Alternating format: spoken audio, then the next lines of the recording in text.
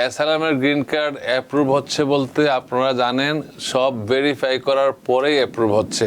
কারণ আপনারা বাংলাদেশ থেকে বা তৃতীয় বিশ্বের অনেক ডকুমেন্ট তারা এখনো বিশ্বাস করে না। অতীতে বিশ্বাস করতে, এখন তারা এগুলো মনে করে যে সবগুলো ম্যানিপুলেট করা। তার গ্রিন কার্ড পেন্ডিং আছে, ম্যান্ডামাস করবে কিনা। অ্যাসাইলাম এর গ্রিন কার্ড তার অ্যাপ্লিকেশন পেন্ডিং, ম্যান্ডামাস। আমি বলছিলাম যে আপনি যদি ম্যান্ডামাস যদি ক্লিন হ্যান্ড থাকে, আপনি যদি সবকিছু স্বচ্ছ থাকে, আপনি ম্যান্ডামাস করতে পারেন। আর স্বচ্ছ না থাকলে আপনি ম্যান্ডামাস করবেন না। আমি বলি সোশ্যাল মিডিয়ার কারণে অনেকেই বিভ্রান্তিকর পরিস্থিতি যাচ্ছে, এবং যারা লয়ার না তাদের কাছ থেকে এমন পরামর্শ নিচ্ছেন যা তাদেরকে আপনি অ্যাকাউন্টেবল করতে পারবেন না। হাসান রাজীব, আপনার এই সামান্য একটি প্রশ্ন, যদিও এটার উত্তর আমরা ইতিমধ্যে দিয়েছি, তারপরে 4-5 বার করে দেওয়ার কারণে আমাদের অন্য যারা দর্শক আছেন তাদের প্রশ্নগুলো চলে গেছে, এবং সেই প্রশ্নগুলো কিন্তু আমরা দিতে পারছি না। আপনার প্রশ্নটা একবার করলেই নিশ্চয়ই উত্তর দেওয়ার মতো হলে অবশ্যই দিতাম। তবুও আপনি যখন লিখেছেন হাসান রাজীব, তিনি বলছেন যে এখন কি অ্যাসাইলামের গ্রিন কার্ডগুলো অ্যাপ্রুভ হচ্ছে? ধন্যবাদ। অ্যাসাইলামের গ্রিন কার্ড অ্যাপ্রুভ হচ্ছে বলতে আপনারা জানেন সব ভেরিফাই করার পরেই অ্যাপ্রুভ হচ্ছে। কারণ আপনারা বাংলাদেশ থেকে বা তৃতীয় বিশ্বের অনেক ডকুমেন্ট তারা এখনো বিশ্বাস করে না। অতীতে বিশ্বাস করতে, এখন তারা এগুলো মনে করে যে সবগুলো ম্যানিপুলেট করা। এখন এই জন্য তারা তদন্ত করে সাপেক্ষে ভিসা হচ্ছে, গ্রিন কার্ড হচ্ছে। কিন্তু আপনাদের একটা মনে রাখতে হবে, কিছুদিন আগেই আমি জাস্ট এক্সাম্পল দিয়ে কথা বলছি আপনার সাথে, যে প্র্যাকটিক্যাল কথা বললে মানুষজন বুঝতে পারে।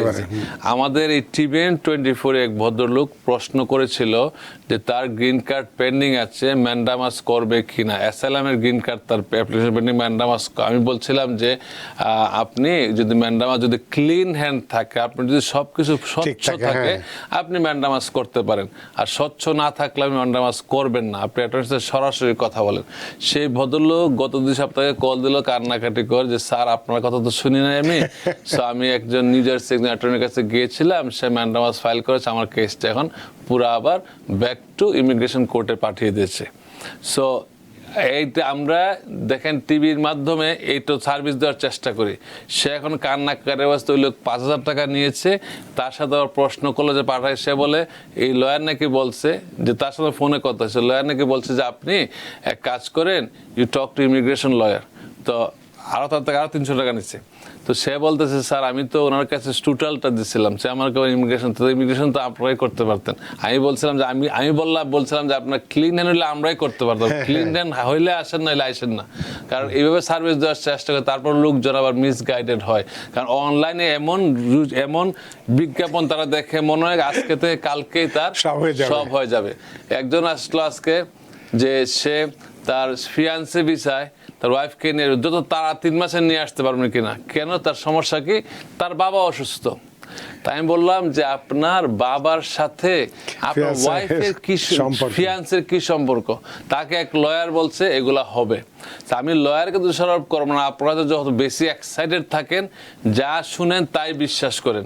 সে বলছে একজন নামি দামি খুব আমেরিকার বেস্ট। আমি আমেরিকার বেস্ট, আমাদের থেকে বেস্ট তো এইসব কিছু হইতে পারে, আমরা তো সব কিছু কালচার বুঝি, সব বুঝি। সে হয়তো অনলাইনে বেস্ট, কিন্তু বাস্তবে আমরা বেস্ট। সে অনলাইনে এমন বিজ্ঞাপন দিচ্ছে, সে মধ্যে বললে 2 মাসে তার ওয়াইফকে নিয়ে, তার হবু ওয়াইফকে নিয়ে আসবে।